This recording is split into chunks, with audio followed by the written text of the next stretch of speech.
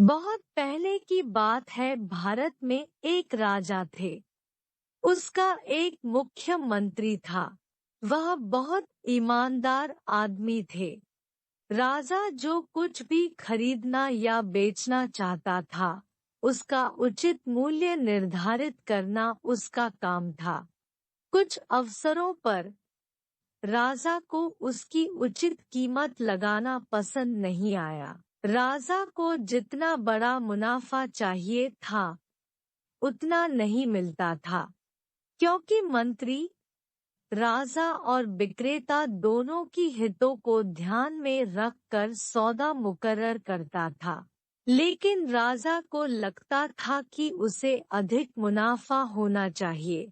वह इतना अधिक भुगतान नहीं करना चाहता था जो उसने खरीदा, या जो उसने सोचा था कि वह पर्याप्त नहीं था।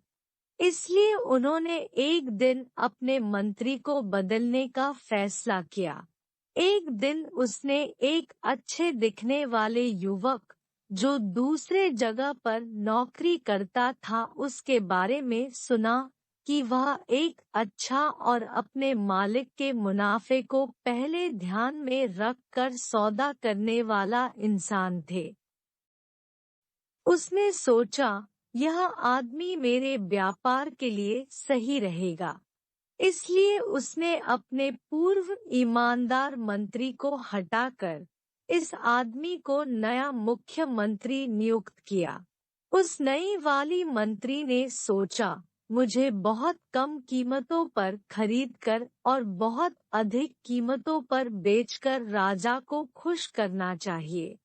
इसलिए उसने विक्रेता को बहुत कम कीमतों पर अपना सामान बेचने पर मजबूर करना शुरू कर दिया, बिना इस बात की परवाह किए कि किसी भी चीज का क्या मूल्य है। इससे लालची राजा को बहुत धन प्राप्त हुआ और वह बहुत प्रसन्न हुआ। राजा के अन्य सहयोगियों और आम लोगों नए मंत्री से बहुत दुखी हो गए। एक दिन घोड़ों का एक व्यापारी 500 घोड़ों के साथ बनारस में बेचने आया। वहाँ घोड़े, घोड़ी और बछड़े थे।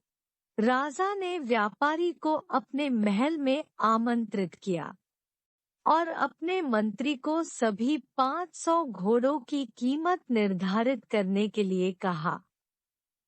केवल राजा को खुश करने के बारे में सोचते हुए उसने कहा, आजकल घोड़े बहुत सस्ता मिलता है। उसने कहा, घोड़ों का सारा झुंड का कीमत एक बोरी चावल के लायक है। इसलिए राजा ने आदेश दिया कि घोड़े के सौदागर को एक बोरी चावल दिया जाए और सभी घोड़ों को शाही अस्तबल में ले जाया जाए। बेशक व्यापारी बहुत परेशान था, लेकिन वह फिलहाल कुछ नहीं कर सकता था।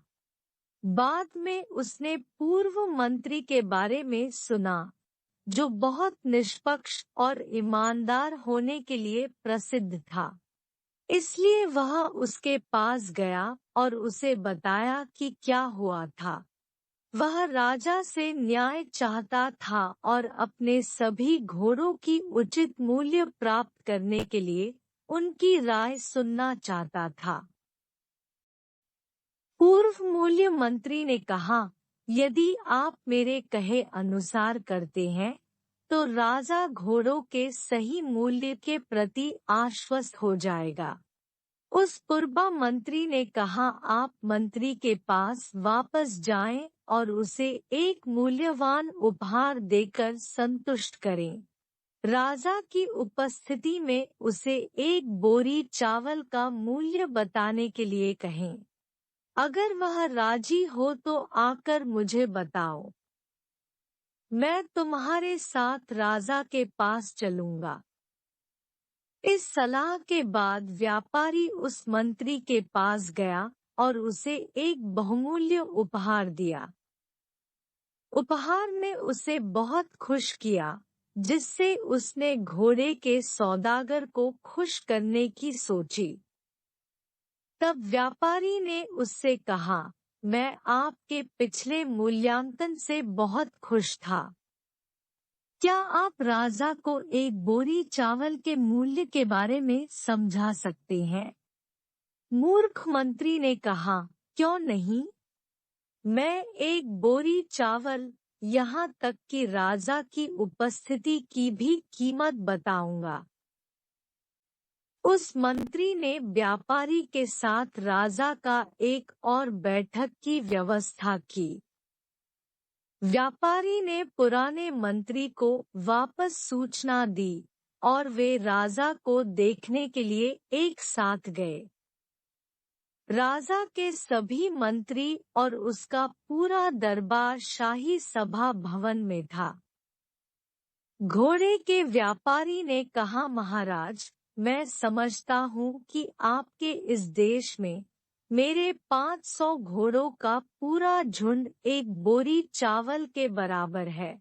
इससे पहले कि मैं घर जाऊं, मैं आपके देश में एक बोरी चावल का मूल्य जानना चाहता हूँ। राजा अपने वफादार मंत्री की ओर मुड़ा और बोला, एक बोरी चावल का क्या मूल्य है? मूर्ख मंत्री ने राजा को खुश करने के लिए पहले एक बोरी चावल पर घोड़ों के झुंड की कीमत लगाई थी। अब घोड़े के सौदागर से घूस लेकर वह उसे भी खुश करना चाहता था, तो उसने राजा को अपने सबसे गरिमापूर्ण तरीके से उत्तर दिया, चावल तो अनमोल होता है। एक बोरी चावल बनारस शहर के बराबर है, यहाँ तक कि आपके सारे नगर के साथ साथ शहर के सभी उपनगर भी। दूसरे शब्दों में, यह पूरे बनारस राज्य के बराबर है। यह सुनते ही सभाभवन में उपस्थित राजमंत्री तथा पंडितगण अपने हाथों से अपनी अपनी भुजाओं को थपथपाते हुए हंसी से गर्जना करने लगे। जब वे थोड़े शांत हुए तो एक पूर्वा मंत्री जो उस व्यापारी के साथ वह आया था, उसने कहा, पहले तो हमने सुना था कि राज्य अनमोल है। अब हम सुनते हैं कि सारा बनारस, उसके महलों और हवेलियों केवल एक बोरी चावल के बराबर है। मंत्री का फैसला कितना अजीब है। महाराज को ऐसा आदमी कहाँ से मिला? वह केवल चापलूसी करने में महान है, राजा को प्रसन्न करने के लिए अच्छा है, न कि दूसरों के लिए। एक व्यापारी के उचित मूल्य देने के लिए जो अपने घोड़ों को एक देश से दूसरे देश में बेचता है। अपने पूरे दरबार की हंसी और अपने मंत्रियों और सलाहकारों के शब्दों को सुनकर राजा लज्जित हो गया। इसलिए वह अपने पूर्व ईमानदार मंत्री को अपने आधिकारिक पद पर वापस ले आया और वह घोड़ों के झुंड के लिए एक नए उचित मूल्य के लिए सहमत हो गया। उस घोड़े के व्यापारी को उसके घोड़ों की उचित मूल्य मिला और इसके अलावा 100 स्वर्ण मुद्रा उसके हर्जाना के तौर पर देने का फैसला भी हुआ, जैसा कि ईमानदार मंत्री द्वारा निर्धारित किया गया था। सबक सीखने के बाद राजा और उसका राज्य उस ईमानदार मंत्री के साथ न्यायपूर्ण और समृद्ध रहे। मोरल ऑफ द स्टोरी: उच्च पद पर बैठा मूर्ख राजा और सारे राज्य को भी लज्जित कर सकता है।